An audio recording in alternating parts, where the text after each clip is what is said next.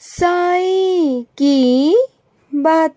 बच्चे, मैं तुम्हारे सामने आऊंगा, जरूर आऊंगा। तुमने कहा है ना मुझसे कि साईं मेरे सामने आओ, तो ठीक है, मैं तुम्हारे सामने आऊंगा, लेकिन पहचानने की जिम्मेदारी तुम्हारी होगी।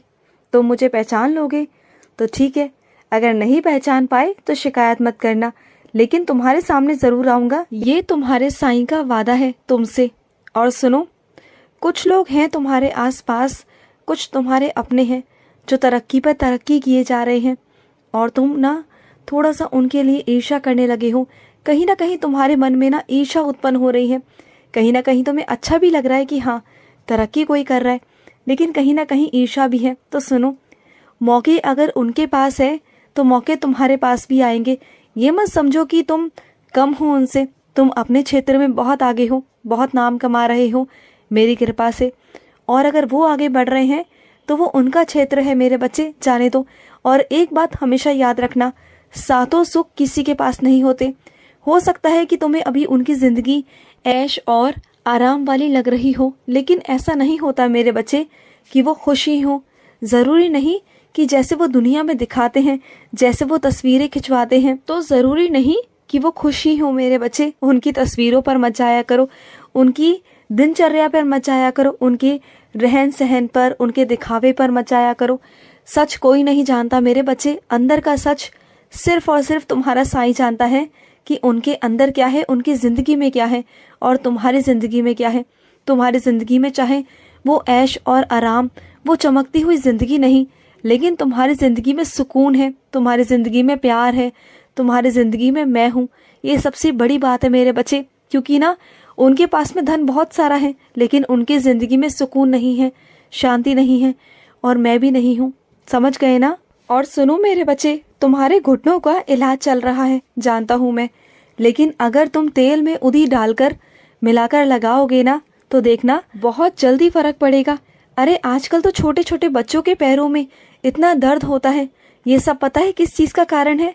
क्योंकि तुम अपने बच्चों को ज्यादा बाहर का खिलाते हो, बल्कि घर में क्यों नहीं खिलाते मेरे बच्चे? जो चीजें तुम बाहर से खिलाते हो ना, उन चीजों को बंद कर दो।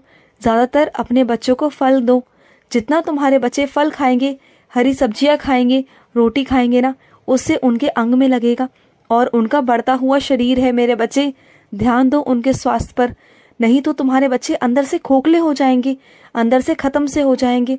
सिर्फ ऊपरी दिखावे में मत जाओ। अपने बच्चों को ना दिखावे जिंदगी से दूर रखो और अपनी जिंदगी को सादगी से जिया करो। जैसे कि तुम हो मेरे बच्चे, अपने बच्चों को भी वैसा ही बनाओ। और सुनो, जब मैंने तुम्हें सुबह आवाज मारी तो तुम उठ गए थे ना, उठकर बैठ गए और तुमने मेरी आरती भी करी, मेरी पूजा भी करी। तो मुझे बहुत बहुत खुशी हुई, बहुत खुशी हुई कि तुम मेरे आदेशों का पालन करते हो।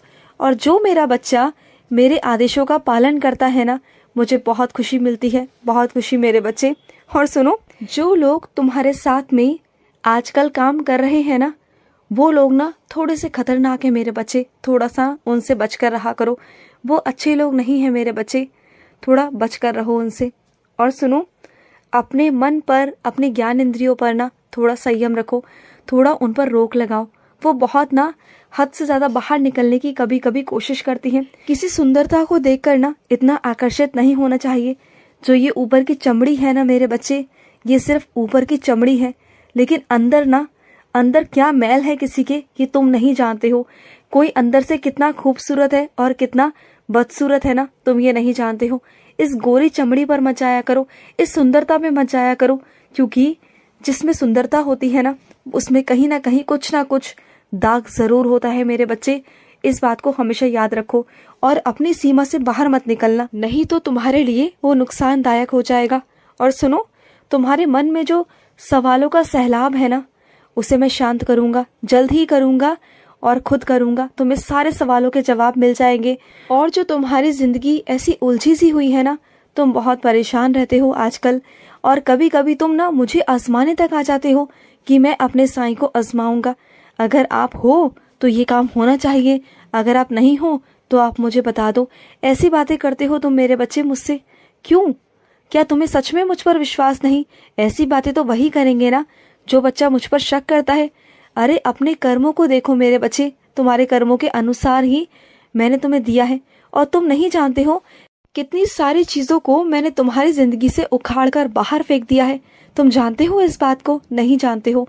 मैंने तुम्हारे अकेलेपन को दूर करने के लिए किसी व्यक्ति को भेजा है, और वो व्यक्ति बहुत प्यारा है, जो तुम्हें बहुत हिम्मत देगा, बहुत प्यार करेगा और तुम्हें आगे लेके जाएगा।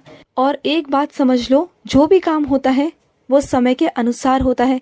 तुम सोचो कि समय से पहले हो जाए तो वो नहीं होगा मेरे बच्चे, वो समय पर ही होगा और मैं तुम्हें समय पर ही करके दूंगा। और सुनो, ये बार बार तुम मुझसे कहते हो ना कि मुझे उठा लो साईं, मुझे उठा लो। मैंने तुम्हें बार बार समझाया, अब नहीं समझाऊंगा, क्योंकि अब ना मैं तुम्हें कर कर दिखाऊंगा साक्षात रूप में कि मरना आखिर होता क्या है, क्यों अपनी जान को जोखिम में डालना होता है, क्यों, ये सब तुम्हें दिखाऊंगा। क्योंकि तुम्हें ना मेरी बातें अब समझ में नहीं आती। मैं तुमसे इतनी बार कह चुका हूँ कि मरना हर चीज का हल नहीं है, इस बात को समझो। बल्कि जिन लोगों की नजरों में तुम कमजोर हो, कम हो ना, उन्हें आगे बढ़कर दिखाओ कि तुम हो, तुम कर सकते हो। और सच बताऊं तो तुम सच में कर सकते हो मेरे बच्चे, तुम्हारे अंदर वो काबिलियत है। पता नहीं क्यों तुम अपने आप को खो रहे हो, क्यों अपने जिंदगी को बर्बाद करने पे तुले हुए हो, क्यों? ऐसा मत करो, अपने साथ ये खिलवाड़ मत करो, अपने साथ तुम खुद ही धोखा कर रहे हो। ये सब बिल्कुल मत करो, ये मुझे बिल्कुल पसंद नहीं। अगर करना है तो करो, बिल्कुल करो, लेकिन उसके बाद ना तुम मेरा नाम नहीं लोगे, बिल्कुल नहीं लोगे। और ना ही उस दिन के बाद से तुम मेरे बच्चे रहोगे, बिल्कुल नहीं। मैं तुम्हें अपनी जिंदगी से निकाल दूंगा, क्योंकि मैं ना ये सब चीजें बर्दाश्त नहीं कर सकता, बिल्कुल नहीं, कि तुम्हारी जुबान पर भी गलत चीजें आए। और सुनो, जिसके सहारे तुम जी रहे हो ना, तुम्हें लगता है कि वो इंसान तुम्हें इंसाफ दिलाएगा, तो वो कोई नहीं मेरे बच्चे इंसाफ दिलाने वाला।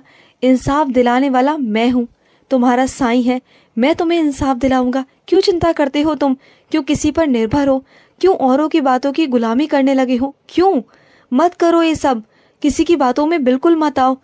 लोग तो बस तुम्हारा फायदा उठाने में लगे हैं और तुम ना उनकी गुलामी करने लगे हो। वो मुझे बिल्कुल भी पसंद नहीं कि मेरा बच्चा किसी की यहाँ गुलामी करे, मैं बिल्कुल पसंद नहीं कर सकता। अरे मेरा बच्चा तो राजा है, राजा, अपने घर का राजा, चाहे वो छोटे घर में रहता हो या बड़े महल में रहता हो, मेरा बच्चे मेरे लिए राजा है। तो तुम ना ऐसे काम मत करो, बिल्कुल मत करो, और किसी की बातों में आने की जरूरत नहीं, बिल्कुल नहीं मेरे बच्चे। और सुनो, कुछ चीजों में विलम्ब है, मैं जानता हूँ, लेकिन अब नहीं होगा, विलम्ब नहीं होने दूंगा, इस बात को याद रखना। अब जो समय जा रहा है वो जा रहा है, कभी भी कुछ भी हो सकता है। इस बात को बस अपनी गांठ बांध लो कि तुम्हारे साईं ने कह दिया कभी भी कुछ भी हो सकता है, तो समझ जाओ इस बात को, इस इशारे को। और कुछ मेरे बच्चों का विश्वास मुझसे डगमगाने लगा है, क्योंकि उनके हिसाब से वो चीजें नहीं हो रही जो वो चाहते हैं। लेकिन मेरे बच्चे, जो तुम्हारे लिए ठीक है, जो तुम्हारे लिए उचित है, मैं वही कर रहा हूँ। इस बात को समझने की कोशिश करो। तुम मेरे बच्चे हो और मैं तुम्हारे साथ कभी कुछ ना गलत कर सकता हूँ और ना किसी और को करने दे सकता हूँ। तो थोड़ा मेरे बच्चे सबूरी रखो। मैं हमेशा कहता हूँ सबूरी रखो, सबूरी रखोगे वो सब कुछ मिल जाएगा जो मैं तुम्हें देना चाहता हूँ। बल्कि ना मुझसे मांगना छोड़ दो, अब मैं तुम्हें खुद दूंगा अपने आप, चिंता मत करो। और वो तिथि आने वाली है जिस पर तुम्हें कोई काम करना है, याद आ गई ना? मैं तुम्हें याद दिला रहा था। खुश रहो। आज का साई संदेश समाप्त हुआ।